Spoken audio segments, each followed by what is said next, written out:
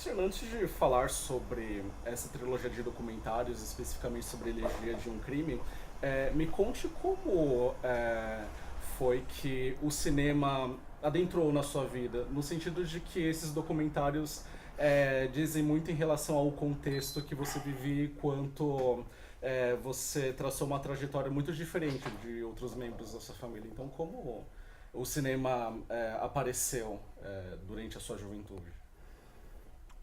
Como ofício veio bem mais tarde, né? Uhum, Como espectador, como criança, minha mãe me levava muito ao cinema. uhum, Ao cinema e ao circo. uhum, Os primeiros filmes que eu me recordo são os filmes dos Trapalhões. Ainda em Porto Alegre, bem jovem. uhum, Mas em São Paulo, como a família era muito desestruturada, eu aprendi a andar sozinho muito cedo, né? Muito jovem. uhum, E aí descobri os cinemas de rua de São Paulo, né? Então, aí foi paixão absoluta, né?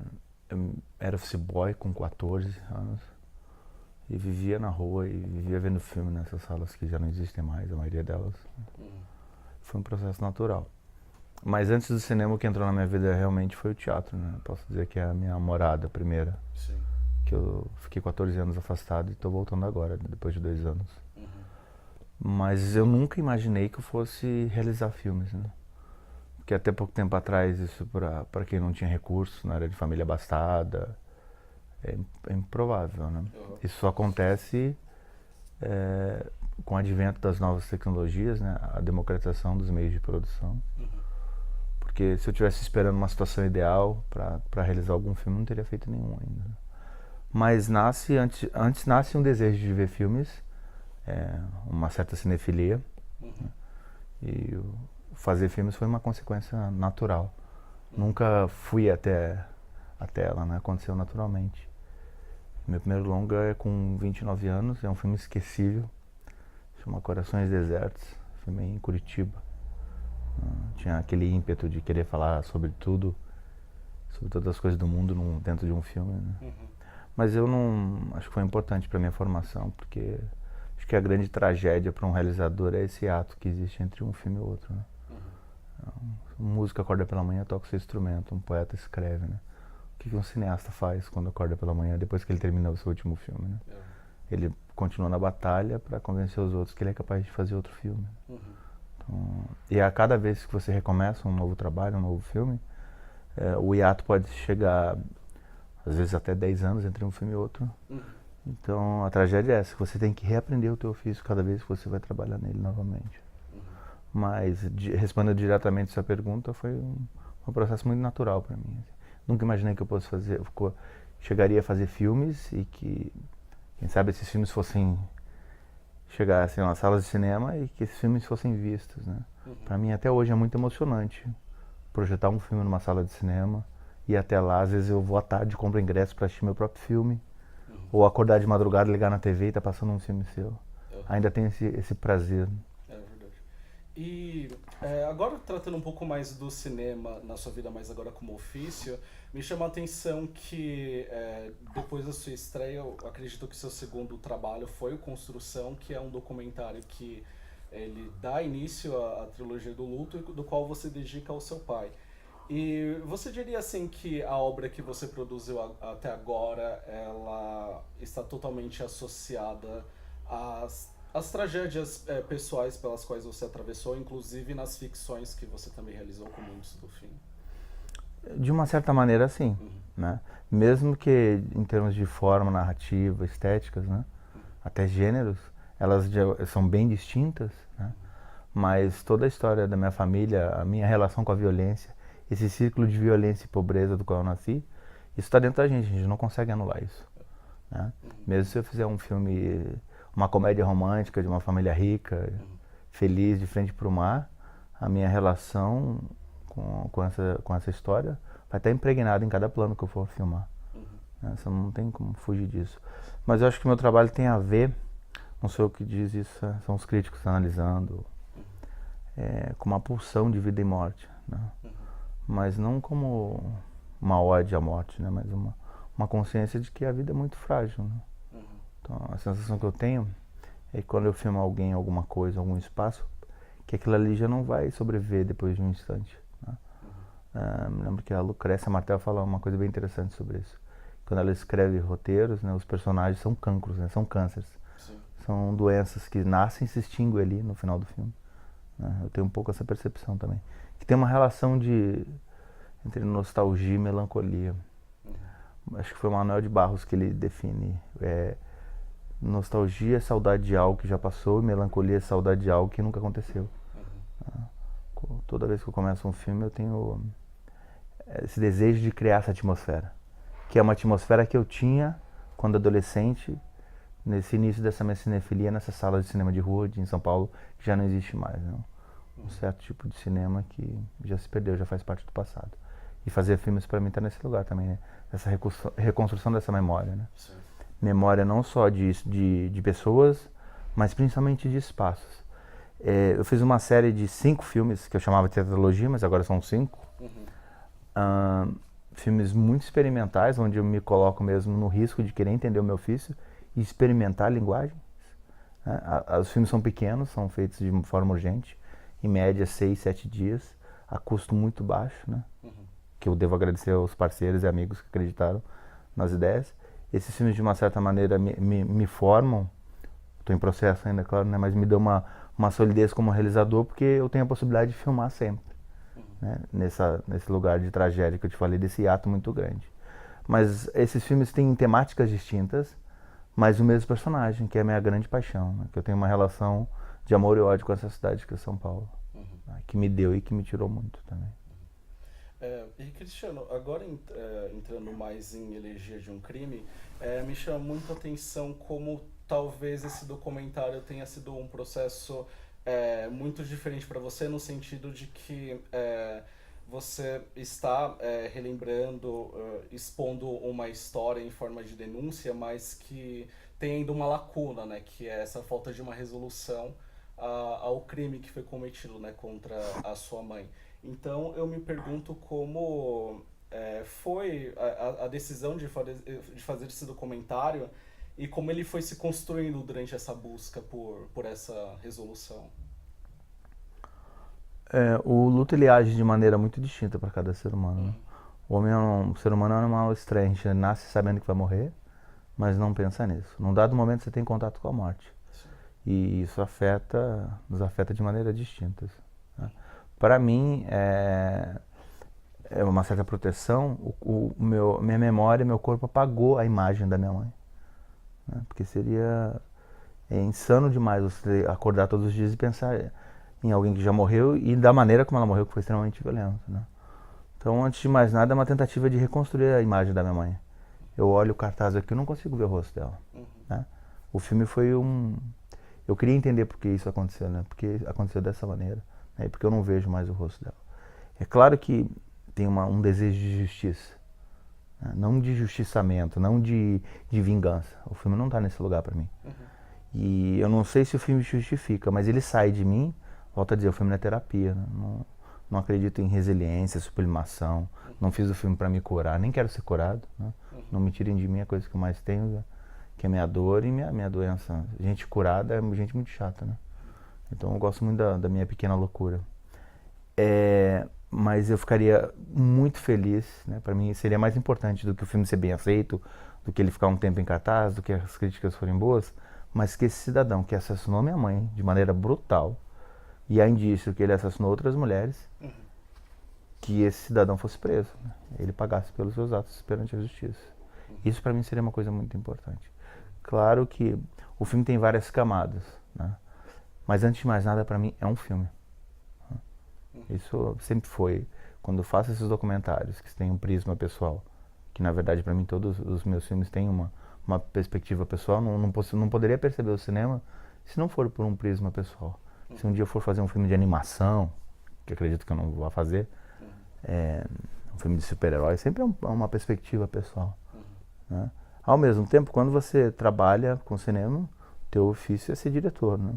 Então as propostas distintas podem aparecer, né? Mas sempre que eu for fazer um trabalho vai ser por uma perspectiva pessoal, né? Mas esse com certeza ele é o mais próximo que eu cheguei do que talvez seja para mim a dor maior para o ser humano, que é uma tomada de consciência da finitude das coisas, né? É uma dor do imponderável, não é uma dor do tempo. Traduzir isso em imagens é muito difícil. É verdade.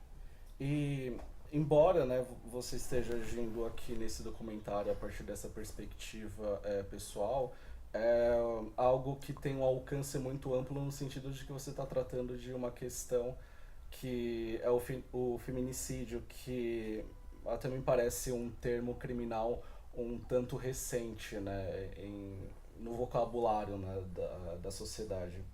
E eu quero saber o que você pensa em relação a isso. Eu até ontem eu me deparei com um dado, eu acho que foi levantado pela revista Exame, de que no último ano houve aproximadamente 35% a mais de acusações em relação a crimes contra a mulher. Então eu quero que você comente sobre o que você pensa em relação a como a sociedade está se conscientizando ou não em relação à brutalidade, né, à violência contra a mulher. Está se tornando comum, né, o termo feminicídio, mas os números não são, eles só aparecem agora. A violência contra a mulher sempre existiu nesse país, né? Desde que eu me conheço por gente, o ambiente que eu cresci, né, eu percebo essa violência masculina contra a mulher. E então isso sempre existiu. As nomenclaturas podem mudar, né? A maneira de auferir esses números, né? Hoje em dia são mais sofisticadas, então os números aparecem, né? O que me assombra é a atualidade do filme com o seu tempo, né? Eu gostaria muito de não ter feito esse filme e que ele não fosse tão atual, mas infelizmente ele é, né? E é um dos temas mais debatidos no começo desse ano, né? Porque os números são assombrosos, né? Mas volto a dizer, isso sempre aconteceu. O que mudou agora é que isso é debatido, né? Mas sempre as mulheres apanharam dos seus companheiros, sempre elas foram assassinadas, né? E não só nas periferias das grandes cidades brasileiras, mas na alta classe desse país também, né? A questão é que isso era tudo escondido, né? Então isso está começando a sair dos porões agora, né? E chegando aos olhos, né? E aos ouvidos, né? Da população em geral. Mas é necessário lutar contra isso, né? Alguma coisa tem que ser feita, né? Porque é um país, são homens que assassinam suas companheiras, né? Em grande quantidade. E o Elegia de um Crime está chegando agora ao circuito comercial, mas existiu uma passagem pelo É Tudo Verdade ano passado, imagino que você também o exibiu em outros festivais, talvez até fora aqui do Brasil. Então, o que você tem percebido, assim, acredito que a partir de debates? Existem alguns pontos de divergência, mas em geral é difícil. Eu sempre espero ser muito criticado. E não é porque eu me coloco numa situação defensiva. Primeiro que eu gosto da reflexão sobre o trabalho, né? Eu sou amigo de muitos críticos, né? Claro que quando eu comecei a fazer filmes a relação não era assim, né? Se alguém fala do seu filme, você leva pro lado pessoal. Hoje em dia eu sou mais maduro, entendeu? É claro que tem diferença entre um diálogo com o filme, com o realizador, com o público, né? E quando tem um desejo simplesmente de gostei, não gostei, né? Esse tipo de lugar não me interessa. Quando há um diálogo com o realizador e com a obra, aí é muito interessante. Mesmo que esse diálogo não sejam as palavras que eu gostaria de escutar, né? Mas você faz um filme e as pessoas emitem opinião sobre isso. Mas em geral o filme tem sido muito bem recebido. Claro que, ao mesmo tempo, quem é que vai falar mal de um filme que mataram a mãe do cara, entendeu? O cara já tá fudido, zoado. Mas eu espero que agora em circuito hajam críticas que coloquem o filme em discussão, porque isso não tem muito sentido, né? Para mim a crítica não está nesse lugar e nem acontece, mas isso é raramente, né? Do gostei e não gostei, né? Taxativo. E os filmes que não têm, né, função hoje em dia, se cinema tem que ter função, mas amanhã eles voltam à discussão, né? Então não sei, mas eu acho muito estimulante. Eu leio tudo, mesmo as que às vezes são um pouco agressivas, não me ofende de nenhuma maneira, sabe? Tenho relação de amizade com alguns críticos, críticos que conhecem meu trabalho, desde os curtas-metragens, né? Isso é muito interessante, né? Agora, o que esse filme me trouxe uma certa insegurança no começo, porque o anterior da trilogia, O Matar Meu Irmão, ele teve uma visibilidade muito grande, né? Eu recebi muitos prêmios, eu viajei para muitos lugares, né? É um filme que é visto e debatido até hoje. Então, essa necessidade de superar esse filme, entende? Aí já tem uma vaidade como realizador. Mas aí eu apaguei isso muito rápido, senão isso ia me destruir. A outra era o desejo de fazer um bom filme. Porque meus filmes são feitos com poucos recursos. O único filme contemplado em edital, que eu usei dinheiro público, foi um média-metragem de anos atrás, 2012, no Etnodoc. O Elegia de um Crime é o meu primeiro longa documental com recursos. O meu primeiro longa de ficção eu vou realizar agora, com recursos também. Todos os outros são feitos de maneira independente. Mas quando chega o dinheiro, chegam problemas também. E chega o desejo de querer parecer bom, de querer ser que o filme vá para mais lugares, entende? Mas aí no começo você tem essas questões e depois você tem que afastar isso, né? Porque senão você se perde do seu objetivo principal, que é seu embate com o teu objeto de estudo, de desejo ali. O cinema para mim não está nesse lugar de fazer uma tese de doutorado, aonde eu vou lá para defender o que eu imagino, o que eu penso e como eu vejo aquilo para mostrar para você. Pelo menos para mim, não estou generalizando, tá? Mas é uma perspectiva muito pessoal. Eu vou lá porque eu tenho curiosidade sobre aquilo também, né? Então tem uma coisa um pouco primitiva e uma certa, não ingenuidade, mas inocência em relação às coisas, né? Pô, eu coloco a câmera aqui, eu filmo esse rosto, eu deixo a pessoa falar para ela se equivocar no discurso dela, aí depois na montagem o montador vai falar que aquilo lá é barriga, para mim não.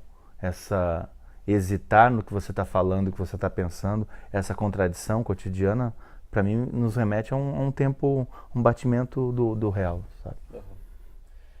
E Cristiano, como uma última pergunta, obviamente, né, existe um momento em que Elegia de um Crime precisa, né, chegar a, digamos, uma conclusão, mas eu me pergunto se alguma coisa aconteceu após o momento em que você finalizou esse filme em relação à busca, né, por esse criminoso, né? Bom, ele continua foragido ainda, né? Mas isso não significa que eu desisti de prendê-lo. Eu estou em contato com a polícia, com pessoas, investigando. Eu nunca tive coragem de divulgar a foto dele. A foto dele está no filme, o Cartaz Procurado. Sim. Mas eu fiz isso pela primeira vez essa semana. Porque tem muitas questões ali. A primeira delas talvez seja, que para mim é muito delicado, é um homem negro, né? Eu não gostaria de fortalecer um estereótipo. É mais um negro assassino, né? Mas depois eu pensei que para mim ele não tem, eu não vejo um negro, eu vejo um assassino, né?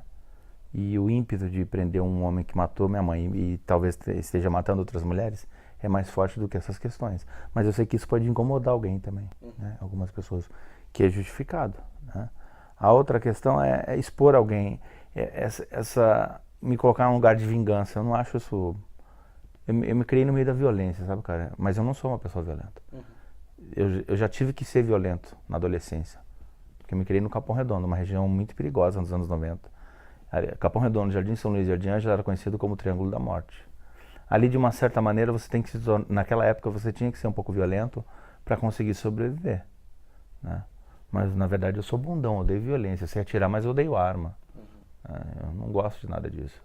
Então, ir para esse lugar, assim, parecer que é uma vingança para mim, me agride um pouco. Mas eu me coloquei no lugar da minha irmã, que é uma pessoa que vive na periferia lá de Minas. Ela está exposta a esse cidadão, né? Então ela está numa situação de insegurança. E aí eu tirei todos os meus freios morais, éticos e afins e as questões que eu tinha e decidi fazer quase uma campanha para prender esse cidadão. Não digo navegando na onda, mas aproveitando que o filme está sendo exposto aí, né? Que o filme vai entrar em cartaz agora. Então talvez seja uma boa oportunidade para divulgar a foto desse cidadão para que ele seja preso. Isso para mim agora é um principal objetivo. E outra questão que está no filme, que é o nível de sanidade para mim, né? É o meu irmão que está preso. Então, O depoimento dele no filme ali, pra mim, é o mais trágico de todos, né? É um lugar que me desequilibra bastante. Se ele morrer, com certeza vamos não fazer outro filme, né? Mas com certeza o meu grau de loucura vai aumentar e muito, né? Porque tem um limite para as tragédias, né? Acho que eu já passei por muitos. Daqui pra frente eu não sei se eu dou mais conta. Cristiano, muito obrigado pela entrevista e pela franqueza das respostas. E que o filme gere muitos debates no lançamento. Obrigado. Valeu, obrigado.